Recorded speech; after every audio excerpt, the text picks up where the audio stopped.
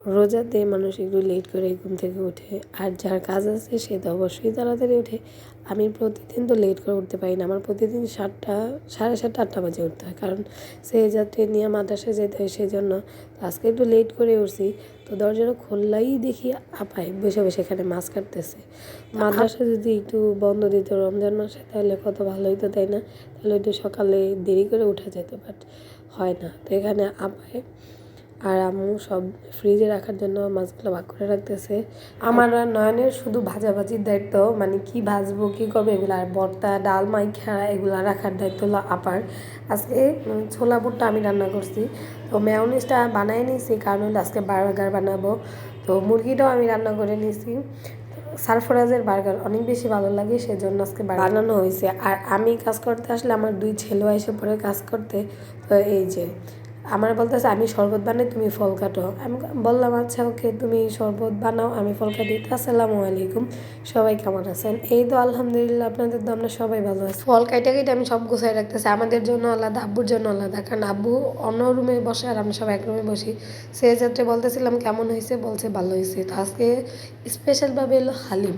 হালিম রান্না হয়েছে, আর হালিম মোটামুটি সবারই ভালো লাগে, তাই না? বাসায় হালিম রান্না করে খাইতে আমার অনেক বেশি ভালো লাগে। তো আমি প্রায় মাঝে মাঝে হালিম বাসায় রান্না করি। নয়নমণি সারপ্রাইজ এই জাত সব পার্টিতে নিয়ে আসছে। এখানে আমরা ইফতারি করব। তো ইফতারি করার পর আমার ওষুধ খেতে, এতগুলো ওষুধ দিছে ডাক্তার, এগুলো খেতে হবে না? এত বড় বড় ওষুধ দেয়, এগুলা কি খাওয়া যায়? এগুলারে আমার যে কি কষ্ট হয়, তারপরে অর্ধেক ভাঙিয়ে খাইতে হয়। এটা হলো তারপরের দিন আম্মু আমার বলতেছিল তুই বিরিয়ানি রান্না করবি, আর আমি অনেক দিন হয়েছে বিরিয়ানি রান্না করি নাই। কীভাবে রান্না করে মনে হয় আমি এটাই ভুলে গেছি। তারপরে বললাম রান্না তো করতেই হবে, আম্মু বলছে। তো বিরিয়ানির জন্য সব মশলা ব্লেন্ড করে নিয়ে আসছি। আমি বাটা মশলা, প্যাকেটের মশলা দুইটাই দিই। তো সব মশলা কষাই নিয়েছি, আর একটু মরিচের গুঁড়া দিছি, কারণ মরিচের গুঁড়াটা দিলে কালারটা সুন্দর আসে তার জন্য। তো সস দিয়ে দিতেছি, আমি টমেটো ব্লেন্ড করে দিছি, আবার সসটাও দিছি। টক দই আমি নিজেই বানাইছি, ওইটাই দিছি এখানে, যে টক দইটাও দিয়ে দিছি, ঘরে বানানো টক দই। তো মুরগি দেওয়ার পর একটু ভালো করে নাড়া চাড়া কষাই নিব। আমি চালটা আলাদাভাবে সিদ্ধ করব, কারণ আলাদাভাবে সিদ্ধ করলে চালটা অনেক সুন্দর হয়। বিরিয়ানি তো রাতে খাবে, সন্ধ্যার জন্য মানে ইফতারির জন্য তো আমাদের কিছু বানাতে হবে, তাই না? তো এখানে আমি আজকে স্বামী কাবাব বানাবো, আর মুরগি এমনি বেসন দিয়ে ভাজবো, আর হলো ভেজিটেবল পাকোড়া, আলু চপ, পেঁয়াজি, বেগুনি, এগুলা তো কমন জিনিস। তো এগুলা সব আমি গোছাই দিতেছি। নয়নমণির দায়িত্ব হলো ভাজা পোড়া। তো বিরিয়ানিটা লাড়া দিতেছে, এখনো হয় নাই। নয়নমণির এই বছর না, আগের বছর থেকে মানে দায়িত্ব ছিল যে তুমি বাজবা, আর অন্যান্য কাজ সবাই মিলে জিলে করবো। তো ওই বছরেরও দায়িত্ব ছিল যে ভাজা পোড়ার দায়িত্ব, কিন্তু সব করতো না। এই বছর তো আগে থেকে একটু বড় হয়েছে, এই জন্য এই বছর সব কিছুই শিখাইতেছি। তো স্বামী কাবাবটা আগে বাজতেছে, আমি বললাম এটা পরে বাজতে, কারণ তেলটা নষ্ট হয়ে যাব। তো মুরগি বেসন দিয়ে বাজা শুরু করছে। তো এখান থেকে নিয়ে দিতেছে। তো আমি বললাম তুই এখানে দাঁড়া, আমি মুরগির হাঁড়িটা সামনে নিয়ে দিই, তাহলে তোর জন্য সুবিধা হবে। তো যারা যারা আমার ভিডিওটা দেখতেছেন সবাই আমার ভিডিওতে লাইক শেয়ার করবেন, ইউটিউব থেকে সাবস্ক্রাইব করবেন, ফেসবুক থেকে ফলো করবেন। তেল অনেক গরম থাকার কারণে বেসনটা হয়ে গেছে, কিন্তু ভিতরে চিকেনটা হয় নাই। তার জন্য আমি চিকেনটা আবার খুললাম, মাইখে দিব মশলা দিয়ে, পরে ভাজবো। তো আমি বললাম এগুলো আমি খুলতে থাকি, আর তুই ভেজিটেবল যে পাকোড়া ওগুলো তুই ভাজা শুরু কর। তো এখানে এই যে ভেজিটেবল পাকোড়া ভাজা শুরু করছে। আমার তো এখানে বসে থাকলে হবে না, আমার ফল কাটার দায়িত্ব, আমার ফল কাটতে হবে, তার জন্য আমি ফল কাটতে চলে আসছি।